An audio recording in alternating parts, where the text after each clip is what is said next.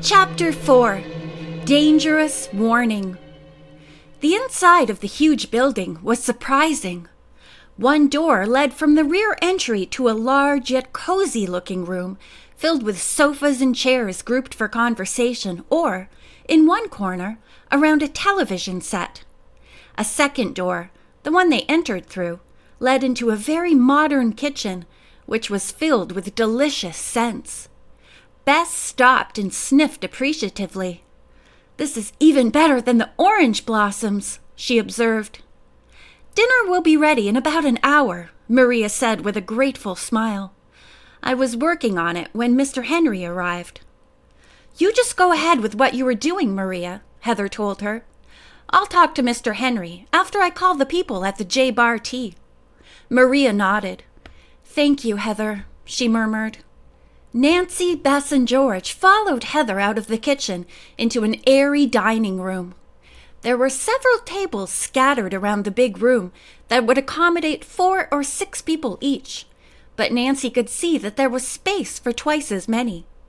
The walls were decorated with small Indian rugs and blankets, plus a number of paintings of Western and desert scenes. Indian baskets holding dried flower arrangements decorated the side tables, giving the entire room a friendly Western atmosphere. "I'll show you to your rooms before I take care of things for Maria," Heather began. "I'm just sorry that all this has come up right now. I was hoping we could have a nice, quiet evening, but you don't really think the boy took the filly, do you?" George asked. Heather sighed. "I don't want to," she replied, "but there have been so many incidents. Everything seemed fine at first, but after he started riding so much—" "He's a cute boy," Beth said, "and he certainly speaks English well for having been here such a short time. His mother speaks some English, and she insisted that he learn it too. Also, he's trying hard to be like his father, though he can't remember him too well. He was barely 3 when Kyle was killed." Heather led them into a large hall, and Nancy gasped with delight. "Are these the Kachinas?" Bess asked breathlessly. "Our private gallery," Heather confirmed, her tone a mixture of pride and resignation as she pointed to the beautifully decorated walls of the hall. "And home of our resident ghost, I guess." "Now, Heather, you don't really believe all those stories, do you?" The man who stepped into the long hall of Kachinas from the other side was tall, well-muscled, and weathered. "Mr. Henry," Heather said. "I was just coming to talk to you." She told quickly about Nguyen's appearance with the filly and his explanation of how it had come into his care. "I'll take the filly to the J-Bar Tea Ranch," Mr. Henry said, "and I'll report everything to them." Only when that was settled did Heather remember her guests. She quickly introduced Nancy, George, and Bess to the rancher. "So you're the sleuth that Chuck and Heather are counting on to capture their ghost," Mr. Henry said, shaking Nancy's hand firmly. "I had no idea you'd be so young, Miss Drew, or so pretty." Nancy blushed, unsure what to say. "She'll do it, too," George said firmly. "No ghost is safe around Nancy." "I'm certainly going to do my best to solve the mystery here," Nancy agreed. "I want to help Heather and Chuck make this resort a success." "We all do," Mr. Henry assured her. "That's why I'm concerned about the boy. He's causing a lot of trouble in the area, and Heather, you're going to need the goodwill of your neighbors if you want this resort to work." "I don't see how a few childish pranks could cause so much trouble," Nancy said, her mind on the shy smile and almond eyes of the boy who'd ridden in on the pinto. He'd seemed younger than 12 and quite defenseless. "That filly is worth a great deal of money," Mr. Henry told her, "and there have been a number of other things. We've been lucky with the fires so far, but he could light up a barn or a house next, and that wouldn't be so easy for us to ignore." Heather gasped, and Nancy could see her paling at the man's accusing tone. But before she could say anything, Chuck came into the hall. A moment later, the rancher excused himself to talk to Chuck about some ranch business. Heather turned back to the wall paintings with a sigh. "They really are beautiful, aren't they?" she said. "Someone suggested that we might be able to get rid of the ghost by painting over them, but I couldn't do that." "Of course not," Bess agreed. "They are real art treasures." "Which Kachinas are they?" Nancy asked. "I mean, what do they represent?" Heather smiled and pointed out the feather headdressed, red, white, and yellow cloud Kachina, the feather-winged eagle Kachina, the white-furred bear Kachina, and finally a blue-masked, white-bodied creature known as the prickly pear cactus Kachina. "The other three we haven't identified yet," she finished. "Maria says she thinks the one on the end is a mudhead, but the other two even she doesn't recognize."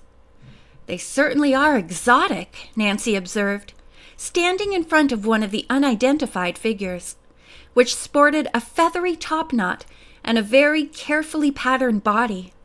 "Your guests are going to love them." "I hope so," Heather said with a smile.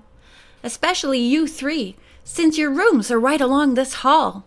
She paused, then added, "I hope you and George don't mind sharing a room, Bess. We don't have all our furniture yet." "Just being here is wonderful," Bess and George assured Heather as she pointed to the two doors that opened just beyond the bend in the hall. "The front of the house is devoted to the lobby area and the resort office," Heather explained. "So all the bedrooms open off this hall.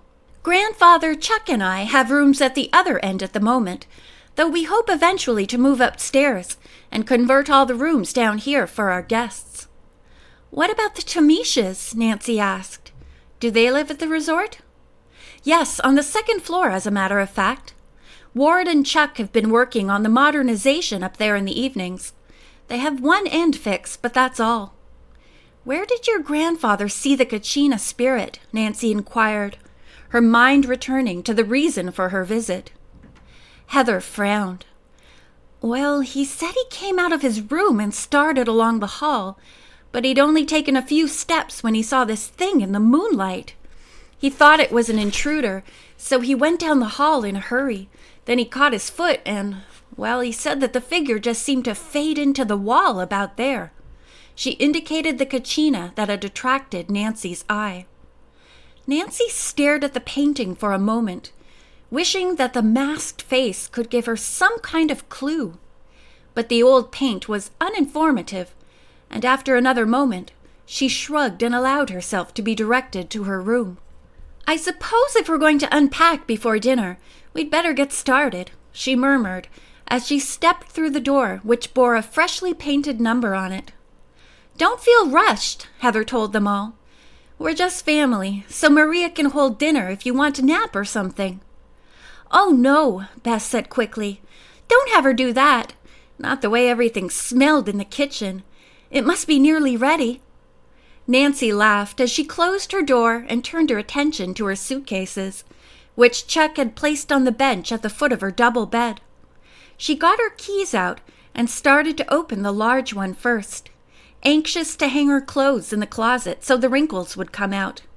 However, when she tried to unlock the bag, she found that it was already unlocked. Could she have forgotten to lock it? Nancy asked herself as she opened the case. They had been rushed, but still. Frowning, she began taking things out, trying hard to remember everything she'd packed and the exact order it had been put in. Everything seemed all right, but when she reached for her new blue knit shirt, the wrinkle in it moved, and she jerked her hand back quickly. Nothing happened, so she carefully picked up one of the clothes hangers from the bed and lightly touched the wrinkle. It moved suddenly, and to her horror, a brownish scorpion nearly 2.5 inches long scuttled out of her shirt, its deadly tail moving angrily. End of chapter 4.